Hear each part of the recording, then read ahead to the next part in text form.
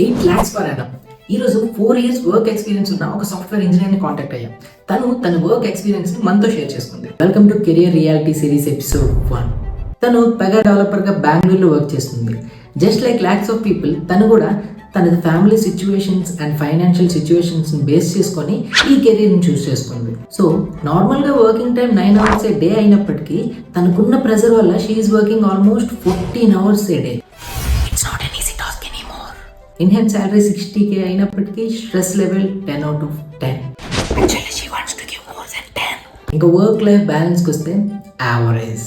ఈ కెరీర్ని అసలు ఎవరు చూస్ చేసుకోవచ్చు అని అడిగితే ఎవరికైతే app developments and some other software స్కిల్స్లోకి డీప్ డైవ్ చేయాలని ఉంటుందో సమ్వాట్ వాళ్ళు ఈ జాబ్ని మేనేజ్ చేయొచ్చు అంట. సో తన పర్స్పెక్టివ్లో she is 100% correct. But it's not same for everyone. ఎవరైతే లాజికల్ థింకింగ్ చేస్తారో, కంటిన్యూస్గా లెర్నింగ్ యాక్సెప్ట్ చేస్తారో, సమ్వాట్ ప్రెజర్ మేనేజ్మెంట్ స్కిల్స్ ఉండే వాళ్ళు ఈ జాబ్ని పీస్ఫుల్గా వర్క్ చేయొచ్చు. Not only these, office environment, seniors and వాళ్ళకి వచ్చే ప్రాజెక్ట్ మీద కూడా డిపెండ్ అయి ఉంటుంది. సో నెక్స్ట్ వీడియోలో సేమ్ శాలరీతో ఉన్న గవర్నమెంట్ జాబ్ ఎంప్లాయ్ ఒపీనియన్ ఏంటో తెలుసుకుందాం. See you next video.